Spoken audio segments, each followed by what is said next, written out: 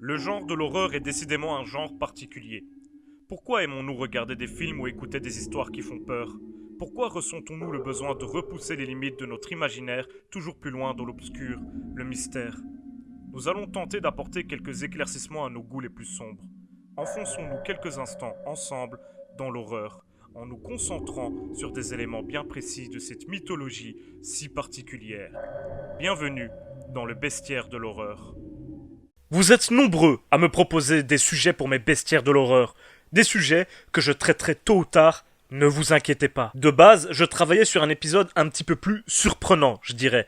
Mais comme il m'a pris plus de temps que prévu pour vous faire patienter, j'ai décidé de vous faire cet épisode-ci. Et parlons d'un visage qui est normalement désormais connu de tous, qui m'a d'ailleurs été pas mal demandé, car aujourd'hui, mesdames, messieurs, nous allons parler de Ghostface.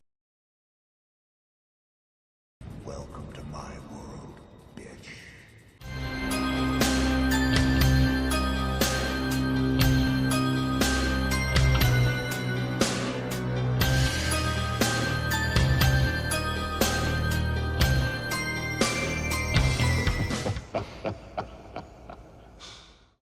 Bonsoir amis de l'horreur et bienvenue dans ce nouveau bestiaire de l'horreur. Ça y est, vous étiez nombreux à l'attendre, enfin je crois. Aujourd'hui, nous nous attaquons à Ghostface. Avant d'analyser en profondeur ce personnage, qui est peut-être finalement plus un concept, mais ça nous allons le voir un petit peu plus tard, entrons dans le vif du sujet avec une petite présentation pour ceux qui, on sait jamais, n'auraient jamais vu le moindre épisode de la saga Scream.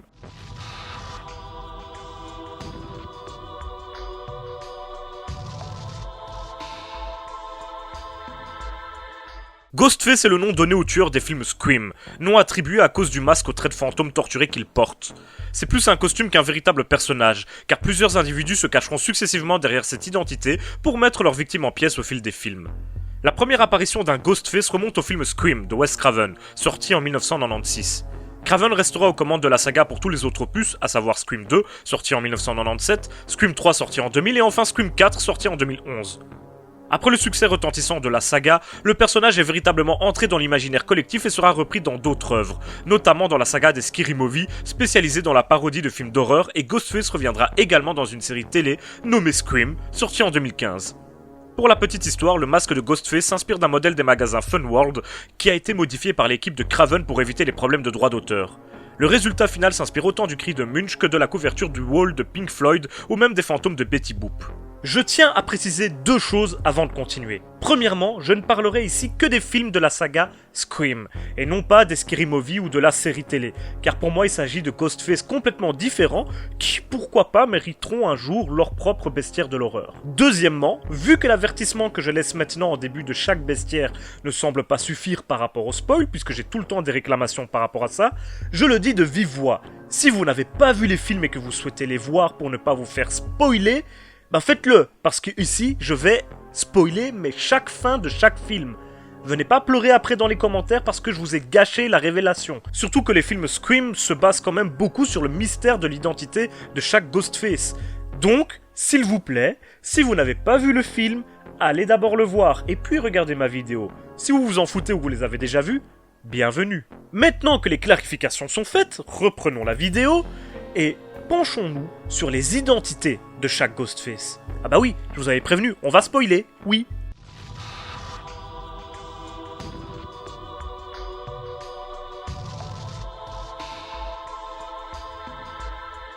Tout d'abord, il faut savoir que tous les Ghostface sont obnubilés par la jolie Sidney Prescott, l'héroïne des 4 films. Tous, pour des raisons différentes, la visaient elle à travers leur meurtre et se sont servis de l'identité de Ghostface pour l'atteindre. Dans le premier film, nous avons droit à 2 tueurs agissant de concert. Tout d'abord, nous avons Billy Loomis, le cerveau du tandem et, accessoirement, le petit ami de Sidney. Son père couchait avec la mère de Sidney et du coup, Madame Loomis a abandonné sa petite famille de chagrin et de dégoût après cette tromperie. Ce départ a marqué Billy à jamais et lui a laissé un profond sentiment de rancœur ainsi qu'un désir ardent de vengeance. Il a donc assassiné la mère de Sidney 1 an avant de porter le masque de Ghostface pour la première fois. Mais la véritable vengeance était de tout détruire chez Sidney, en allant jusqu'à lui prendre sa virginité et tuer tous ses amis un par un avant de terminer en l'assassinant elle le jour de l'anniversaire de la mort de sa mère. Mais il était aidé dans sa tâche par Stuart Masher, dit Stu, dont les motivations étaient encore plus légères. C'est un jeune désaxé mental qui agit gratuitement et qui trouvait ça cool de tuer des gens. Il prenait d'ailleurs des notes en regardant des films d'horreur selon ses propres dires. Tous les deux allaient dans la même école que Sidney, au lycée de Woodsboro, en Californie, et fréquentaient le même groupe d'amis. Ensuite, dans le deuxième film, nous avons également deux tueurs. Cette fois, c'est Debbie Salt, le cerveau, ce qui était un faux nom car elle était en réalité la mère de Billy Loomis. C'est donc par vengeance qu'elle a décidé d'enfiler le costume de Ghostface afin de s'en prendre à celle qui avait tué son fils en la faisant souffrir le plus possible au passage. Mais elle avait trouvé un complice idéal en la personne de Mikey Altieri, étudiant en cinéma névrosé et qui rêvait d'être la vedette d'un gigantesque procès où il pourrait prétendre avoir assassiné des gens à cause de la mauvaise influence du cinéma. Tous les deux se sont rencontrés sur internet et Debbie s'est servi du jeune homme pour orchestrer sa vengeance, lui payant ses études et prenant soin de lui.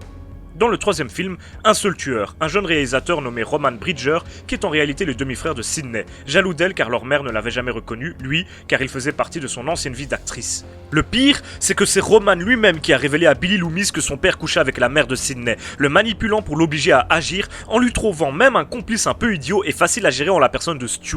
Il était donc le responsable indirect de tous les meurtres des deux premiers films, de la mort de sa propre mère et ne désirait qu'une seule chose, tuer Sidney. Enfin, dans le quatrième film, nous retrouvons deux tueurs à nouveau. Tout d'abord Charlie Walker, un adolescent effacé, fan des films Stabs, qui s'inspire des meurtres de Ghostface. Il a commencé une relation secrète avec Jill Roberts et avait l'impression qu'ils ressemblaient tous deux à Sidney et Randy, désirant donc faire une sorte de remake des événements du premier film. Il se fera trahir par le cerveau du duo, Jill Roberts en personne, la jeune cousine de Sidney, qui désirait prendre la place de l'héroïne, pensant que c'était une existence de star qui l'attendait si elle parvenait à survivre à des massacres du genre de ceux auxquels Sidney a survécu. Elle a passé son enfance à entendre parler de ses exploits et à les jalouser, en quelque sorte, en rêvant d'elle-même pouvoir un jour devenir une héroïne aux yeux des gens. Eh ben, pas évident de lister autant de personnages les uns à la suite des autres. Au final, nous n'avons pas moins de 7 tueurs à avoir porté un jour le masque de Ghostface, et tous dans le but de s'en prendre à Sidney. Et même si tous étaient plus ou moins dérangés du ciboulot, je crois qu'on sera d'accord là-dessus, il est intéressant de nous attarder un tout petit peu sur leur personnalité à chacun, brièvement.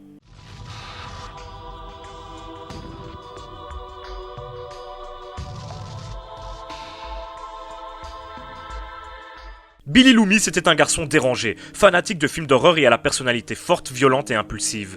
Il est devenu comme fou après que Roman lui ait montré des images de son paternel couchant avec la mère de Sidney et s'est laissé manipuler pour ensuite aller la liquider. Il n'est cependant pas qu'un suiveur puisqu'il aura le rôle de chef pour le jeune Stu qu'il poussera à l'aider dans ses tueries. De plus, c'est un pervers narcissique et un manipulateur qui saura comment jouer avec les émotions de Sidney pour l'obliger à agir comme lui le désire. En parlant de Stu, c'est un grand enfant, incapable de faire la différence entre le bien et le mal et juste fan de cinéma d'horreur également, qui a suivi Billy dans sa folie meurtrière sans penser aux conséquences de ses actes. D'ailleurs, en apprenant que Sidney a appelé la police, sa première réaction est de fondre en larmes en craignant la colère de ses parents. Un gosse irresponsable et incapable d'appréhender la portée de ses actes. Mickey Altieri a le tempérament d'un tueur en série psychopathe, ne ressentant aucune empathie pour ses victimes qu'il utilise pour atteindre un but bien précis, devenir célèbre grâce à un procès historique sur l'influence du cinéma sur les jeunes. Il s'est laissé manipuler par la mère de Billy pour devenir un serial killer, sa seule véritable ambition, mais était trop aveugle pour remarquer qu'il n'était qu'un outil entre les mains de Debbie. Celle-ci, aveuglée par la vengeance, a démontré sa folie, et l'on peut comprendre qu'avec une mère pareille, Billy soit lui-même devenu un fou furieux. Elle n'a pas hésité à supprimer des adolescents dans le seul but d'orchestrer une vengeance contre celle qui lui a enlevé son fils qu'elle avait pourtant abandonné après avoir appris la tromperie de son mari. Elle se fera passer pour une journaliste, histoire de pouvoir approcher Gail Weathers, la reporter qui avait couvert les événements de Ghostface précédents. Au final, elle supprimera elle-même Mikey, qui ne lui était plus d'aucune utilité, prouvant à nouveau son manque d'humanité. Roman, lui, est un peu différent. Toute sa vie n'a été que recherche de l'amour de sa mère, qu'il a à jamais renié, et il a entretenu une jalousie haineuse à l'égard de sa demi-sœur Sidney. Malgré ça, c'est une personne triste qui est passée complètement à côté de sa propre existence, devenu réalisateur de films après avoir retrouvé les personnes qui ont détruit sa mère lorsque celle-ci était actrice, tout ça dans le seul but d'un jour se venger d'eux en même temps que de sa sœur. Il devra réaliser l'un des Stabs, mais qui sera juste un prétexte pour réaliser son véritable film, le massacre de ceux qu'il estime avoir détruit sa vie. Et pourtant, juste avant de mourir, on le verra serrer fort la main de Sidney, touché par la présence de celle qui n'est nulle autre que sa sœur, sa seule véritable famille, et ce malgré la haine qu'il lui voue. Charlie Walker est un loser, fan de films d'horreur, plus particulièrement des Stabs, qui pensait être le digne successeur des survivants de Woodsboro. De plus, sa relation avec Jill, qui le manipule depuis le début, l'a fait sortir de sa réserve et il aurait été prêt à faire n'importe quoi pour lui plaire. Ce n'est qu'un pantin, à la faible personnalité et sans véritable ambition. Jill, par contre, est une véritable psychopathe qui a grandi dans l'ombre de sa cousine au point de l'envier, d'idéaliser le cauchemar que celle-ci a vécu. Son seul rêve est de devenir une star et le rôle de l'unique survivante d'un horrible massacre lui paraît être le meilleur moyen d'y arriver rapidement. elle se met continuellement sur un piédestal et ne ressent rien pour les gens qui l'entourent, n'hésitant pas à faire tuer tous ses amis et ses amants et ne supportant pas de se voir manquer de respect, comme lorsque son ex-petit ami Trevor l'a trompé. C'est peut-être la pire de tous les Ghostface, car étant membre de la famille proche de Sidney et n'ayant aucun motif particulier pour lui en vouloir, c'est juste une adolescente perturbée et prête à tout pour la célébrité. Tous ces tueurs fous ont pris l'habitude de jouer avec leurs victimes, leur téléphonant et les tourmentant avant de les tuer. Souvent, ils agissent en s'inspirant des meurtriers de films d'horreur, en ressortant des répliques cultes ou en faisant faire des quiz à leur proie. Mais leur but premier est évidemment toujours de jouer avec Sidney, apparaissant quand elle s'y attend le moins, faisant tout pour la terrifier, et ce, où qu'elle soit. Ils préfèrent utiliser des armes blanches tant qu'ils portent leur costume, mais une fois leur identité révélée, n'hésitent plus à utiliser des armes à feu, comme s'ils désiraient respecter le mythe de Ghostface.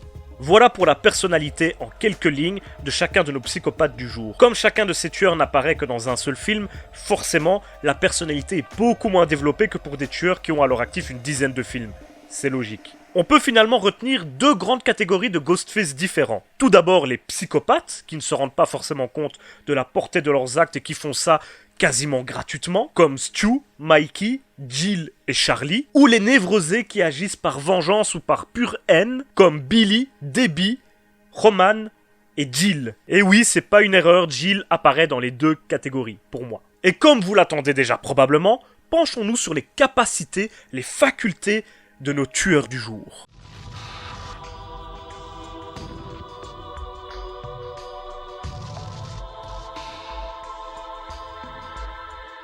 Vous n'êtes désormais plus sans savoir que les Ghostface sont campés par des êtres humains tout ce qu'il y a de plus ordinaire, et que donc, ils n'ont aucun pouvoir surnaturel. Cependant, ils possèdent quelques facultés qui font d'eux des tueurs redoutables. Et bizarrement, même si ce sont tous des individus différents, la plupart de ces talents se retrouvent dans chacun des protagonistes ayant un jour porté le fameux masque, aidant à faire de Ghostface un personnage unique, et ce malgré ses nombreux véritables visages. C'est comme ça qu'on forge les légendes. Tout d'abord, Ghostface utilise toujours un dispositif pour transformer sa voix, histoire de garder son identité quand il joue avec ses victimes, en particulier quand il les appelle. De plus, ils ont cette capacité à se dissimuler n'importe où, même dans des lieux a priori vides et anodins, et à en ressortir sans jamais se faire repérer par aucun témoin. Je répète, il n'y a jamais eu aucun témoin d'aucun meurtre perpétré par aucun Ghostface, mis à part dans les actes finaux qui se terminaient à chaque fois par la mort des tueurs. On ne les voit jamais entrer dans un endroit ou en ressortir, on les trouve sur place, cachés dans notre chambre, placard ou même simplement derrière la porte. Le fait que la plupart d'entre eux agissent en duo leur permet également de faire croire qu'ils sont partout à la fois et de brouiller les pistes sur leur identité. De plus, qu'il s'agisse d'adolescents, de jeunes filles ou de femmes quadragénaires, ils arrivent à abattre des cibles parfois beaucoup plus fortes physiquement, et ce en utilisant uniquement des armes blanches tant qu'ils portent le masque de notre face de fantôme. Par exemple, ils arrivent à tuer plusieurs agents de police ou un garde du corps expérimenté sans trop de problèmes, parfois après un court affrontement. Comme si le costume leur faisait prendre tellement confiance en eux que ça leur permettait de se transcender. Pour finir, un fait qui est devenu un grand classique de la saga, c'est qu'ils ont toujours un sursaut de vie après leur mort, durant lequel ils se relèvent une ultime fois, hurlant et brandissant leurs armes, juste avant de se faire abattre une bonne fois pour toutes. Roman a d'ailleurs ajouté à tout cela un gilet pare-balles particulièrement efficace, qui fera presque croire à ses victimes qu'il est immortel. Donc certes, pas de pouvoir surnaturel en tant que tel, mais des facultés particulières, oui, je pense qu'on peut le dire. Et avec toutes ces facultés, nos tueurs du jour ont tué pas moins de 34 victimes, soit plus de 8 par film. Et parmi leurs opposants, comme d'habitude, il y a eu des ennemis particulièrement coriaces, surtout dans la saga Scream comme nous allons le voir tout de suite.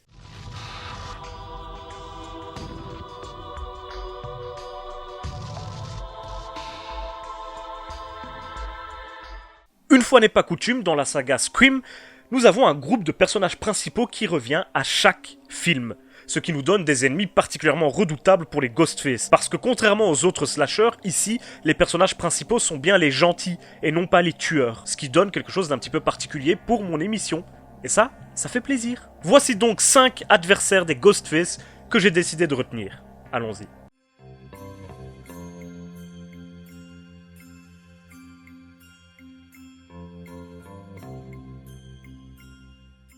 Cotton était l'amant de la mère de Sidney Prescott, lui aussi.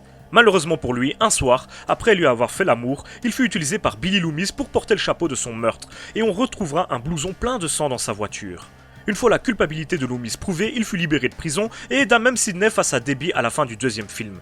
Tout ça pour finir par être tué par Roman au tout début du 3e. Au final, Cotton aura indirectement affronté 3 Ghostface, mais n'aura pas survécu au 3e.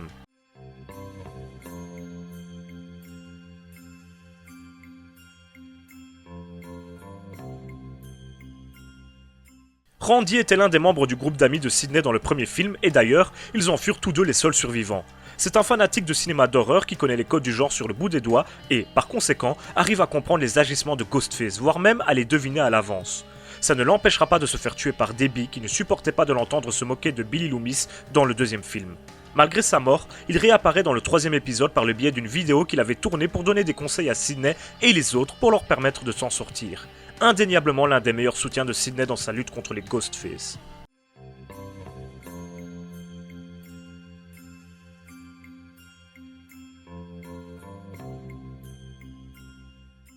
Dwight Riley, alias Dewey, était au départ le shérif adjoint de Woodsboro et le grand frère de Tatum, la meilleure amie de Sidney. À travers les 4 films, il tentera d'empêcher chaque Ghostface de nuire à Sidney, souvent sans succès, se montrant malheureusement aussi maladroit que brave. Il se rapprochera de Gale Weathers, avec qui il formera un couple iconique et qui seront tout au long des films les meilleurs alliés de Sidney, la réconfortant moralement de par leur présence. Lors du 4e film, il est devenu le shérif en chef de Woodsboro, mais ça ne le rendra pas plus efficace pour autant. Il finit en général évanoui lors de chaque finale de la saga, ce qui deviendra une sorte de running gag. Malgré tout, il a toujours réussi à s'en sortir et est devenu indissociable de Sidney, en ayant même achevé Roman dans le 3e film.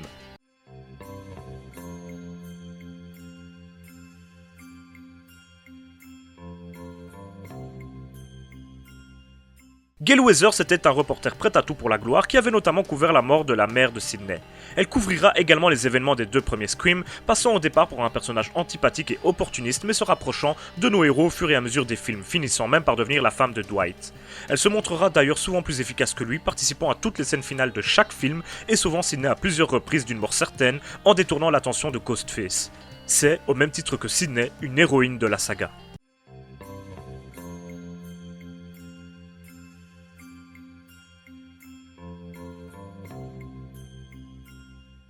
Impossible de parler des ennemis des Ghostface sans évoquer l'ultime survivante, Sidney. Petite amie de Billy Loomis et surtout fille de Maureen Prescott, cause de la plupart des problèmes que sa fille connaîtra. Elle fera face aux 7 Ghostface bien malgré elle, et dire que sa vie entière a été détruite par leur faute n'est pas un euphémisme. Au final, elle est devenue une véritable héroïne, forgée par les épreuves terribles qu'elle a traversées et marquée à jamais par les différents tueurs qu'elle a dû affronter. Ainsi, elle achèvera Billy Loomis, Mikey, Debbie et Jill et vaincra Roman. On peut en conclure qu'elle est devenue une véritable tueuse de tueurs et l'héroïne invincible de la saga Scream. Après cet étalage de charisme en bonne et due forme, et d'ailleurs à mon avis Sidney Prescott mérite son propre bestiaire de l'horreur, dites-moi dans les commentaires ce que vous en pensez, voici le moment que beaucoup d'entre vous adorent, à savoir le moment fun des 5 meurtres les plus stylés, selon moi, de la saga. D'ailleurs, au final, c'est pas vraiment ça qui fait l'originalité de la saga Scream, donc il n'y a pas vraiment de meurtre, selon moi, qui est vraiment très mémorable. Mais j'en ai quand même trouvé 5, comme d'habitude, pour faire mon petit top de bestiaires de l'horreur. Allons-y.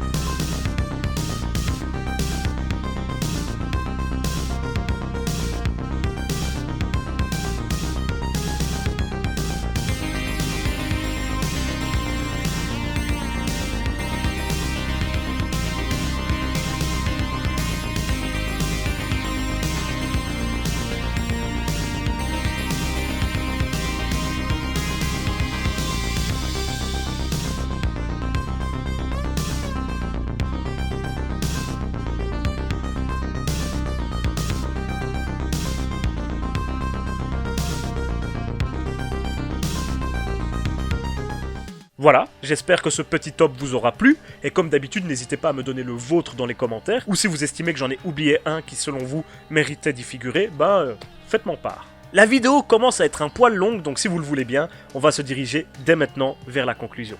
Ghostface est décidément un cas particulier dans le cinéma d'horreur. Sorte de parodie des grands tueurs de slasher, il représente finalement surtout des individus ordinaires, cachant leur identité pour assouvir leur désir de vengeance ou satisfaire leur macabre ambition. Contrairement aux slashers habituels, Ghostface n'est définitivement pas le personnage principal de la franchise, car c'est Sidney Prescott qui assume clairement ce statut. Néanmoins, Ghostface a su marquer les esprits, notamment grâce à son masque bizarre et à ses méthodes de traque dignes d'un grand psychopathe. Le fait qu'il soit en réalité campé par des personnes presque banales le rend aussi plus réel que les Jason ou Michael Myers auxquels le cinéma horrifique nous avait habitués jusqu'alors. Pour toutes ces raisons, Ghostface est devenu réel. Ainsi, si un inconnu vous appelle pour vous demander quel est votre film préféré, vérifiez que vous êtes bien seul chez vous à la maison avant de répondre, et ce en particulier si vous connaissez une Sidney Prescott. Et voilà, c'est déjà la fin de ce bestiaire de l'horreur. J'espère comme d'habitude que vous l'aurez apprécié. Si c'est le cas, n'hésitez pas à laisser un petit pouce bleu, un commentaire, voire même pourquoi pas à vous abonner à ma chaîne. Ça fait toujours plaisir. Vous pouvez également me suivre sur les réseaux sociaux. Vous pouvez me laisser un don sur Tipeee ou visionner des pubs sur Utip afin de me soutenir financièrement sans même débourser un seul centime. Et ça, c'est beau quoi. Profitez-en. Tous les liens sont bien sûr dans la description. On se retrouve très bientôt pour une prochaine vidéo qui sera normalement un petit peu particulière. D'ici là, n'oubliez pas, si vous avez peur, c'est que vous êtes toujours en vie. Salut à tous et merci d'avoir regardé cette vidéo. Ciao.